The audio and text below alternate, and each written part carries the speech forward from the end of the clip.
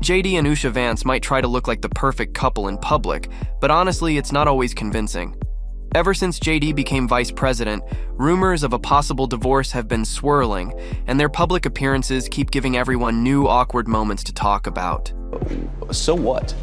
Take Pope Leo XIV's inaugural Mass in St. Peter's Square back in May 2025. Usha went full somber chic in a black outfit with a black veil, and the pair seemed to be taking the occasion seriously. But then came the curveball. A kiss. Yes, right there in the pews, mid-service. People online weren't sure if they should gasp or just scratch their heads. And here's the twist. Celebrity love coach Nicole Moore took one look at the Vances' body language and said, "This kiss looks staged. Their relationship seems neutral. Friendly roommates vibes rather than passionate lovers vibes," she added. Ouch.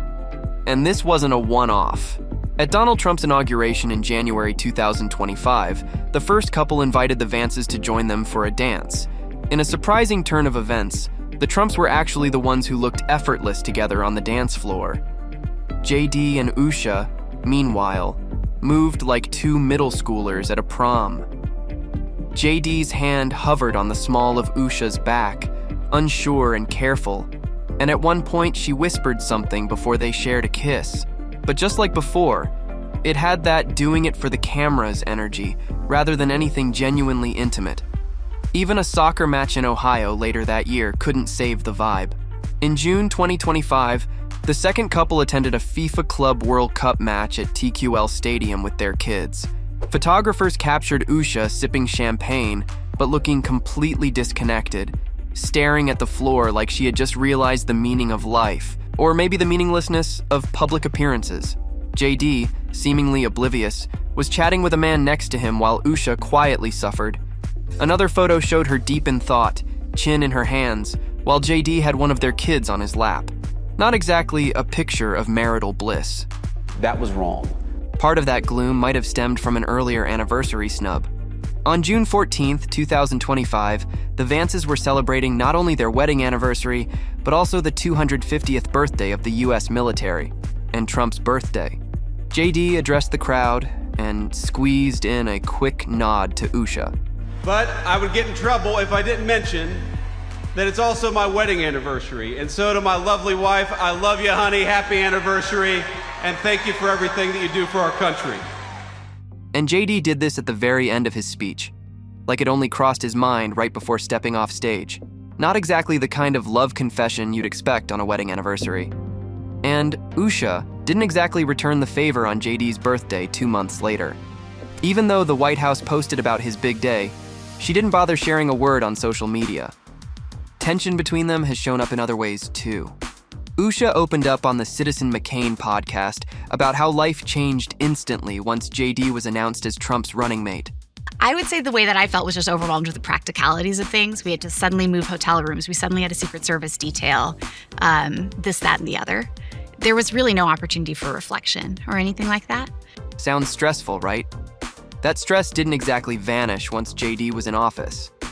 By July, their strain became public. An Instagram influencer shared texts from a friend who claimed to have seen the Vances at a restaurant, and apparently, it wasn't pretty.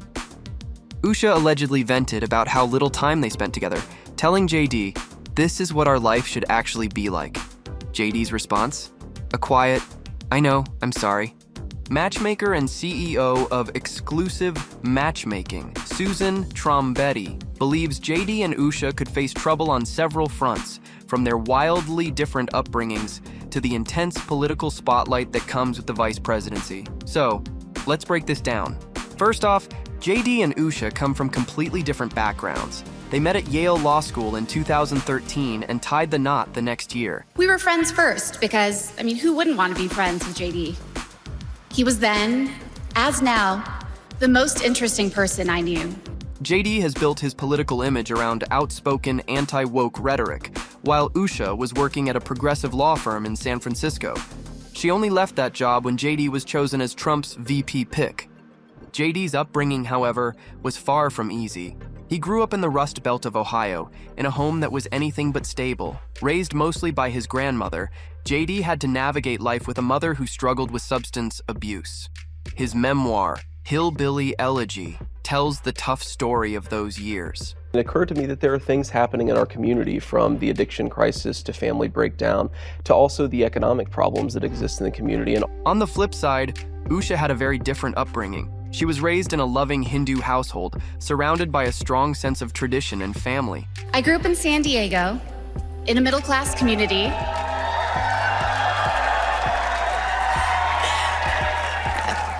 With two loving parents, both immigrants from India. So, their contrasting experiences could either be a strength or a challenge in their relationship, requiring a lot of emotional work to bridge those gaps. That JD and I could meet at all, let alone fall in love and marry, is a testament to this great country. The expert says love can bridge a lot of divides, but the vast gulf between JD and Usha's lived experience could be alienating if not handled with care. And that's a crucial point. Can love overcome such deep-rooted differences? Speaking of deep-rooted issues, JD's childhood trauma might be another challenge for their marriage. Conflict resolution is key to any healthy relationship, and JD's background seems to have left some emotional scars. I wondered if you had really dealt with everything. that's a really good question. I've never been asked this. I think that the honest answer is that I probably haven't dealt with everything. He's been very open about the lasting effects of his upbringing, including struggles with anger management. He admitted in his memoir that even at his best, he's a delayed explosion, and it's Usha who's had to manage his emotional outbursts. Trombetti says, that cannot be good for a marriage. What does she do? Lock herself in the bathroom to navigate it? JD's anger issues are certainly something to watch, but it doesn't seem right that Usha should always be the one to manage that side of him, especially when it can lead to an imbalance in their relationship. Trombetti points out that JD's unresolved issues could make the dynamic feel more like Usha being the mom and JD acting like the toddler with tantrums. That's definitely not the healthiest model for a marriage. Now let's talk about fatherhood. JD and Usha have 3 kids, sons Ewan and Vivek, and daughter Mirabelle. But JD doesn't always come across as the most involved dad. In fact, he's been known to refer to their children as her kids rather than our kids. Trombetti calls this out, saying, they have equal ownership of the children, so where are his vested feelings? You know, she's got 3 kids. Obviously, I help with the kids. Body language expert Dr. Jack Brown also noticed some distancing behaviors when JD referred to his children. When he said, my wife has 3 children, he didn't mention his kids by name or even acknowledge himself as their father. Red flags, right? And let's not forget JD's awkward comment at a campaign rally in October 2024, where he joked about trading his kids for a couple of weeks.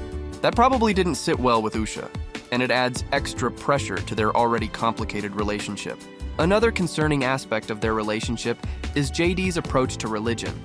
JD admitted in an interview that he feels bad about bringing Usha to church every week because she didn't sign up to marry a weekly churchgoer. I feel terrible for my wife because we go to church almost every Sunday unless we're on the road. And does she go with you? I mean, she does. Yeah, she does. Has she converted? No, she hasn't. No, that's why I feel bad about it. Is while Usha supports his spiritual journey, it's clear that this might be adding stress to their relationship, with Usha often feeling the burden of keeping the kids quiet during services. But because I'm kind of the one going to church, she feels like more responsibility to keep the kids quiet in the church. And I felt kind of bad, like, oh, you didn't sign up to marry a weekly churchgoer. When it comes to protecting Usha, JD's response has raised some eyebrows. He addressed the white supremacist attacks directed at her because of her Indian heritage, but instead of strongly condemning the attacks, he focused more on expressing his love and admiration for Usha and highlighting her qualities. His response didn't sit well with many on social media, who called it weird and pathetic. They questioned why he didn't take a stronger stand to defend his wife against the attacks. I love my wife. I'm very proud of her. I'm extremely lucky to have met her and to have gotten the chance to build a life with her. And my attitude on this is if people want to attack me, attack my policy views, they're welcome to. I signed up for it. My wife didn't sign up for it. And by the way, she's way out of their league, the people who are attacking her. Finally, JD's political ambitions could put even more strain on their relationship. As vice president, JD will have to constantly present a united front with Trump, no matter the circumstances. Usha, on the other hand, was a registered Democrat until 2014, the same year she married JD. While she's kept her political views private, it's hard to imagine that she agrees with everything Trump's administration stands for. If their political differences do cause friction, it could create even more tension in their already complicated dynamic. When you started dating JD, y'all met in law school, did you ever think that you would be here today, that this is where your path would take the two of you? Oh, no way. That really wasn't on my mind at the time. The pressure's definitely on for JD and Usha, but no marriage is perfect, right?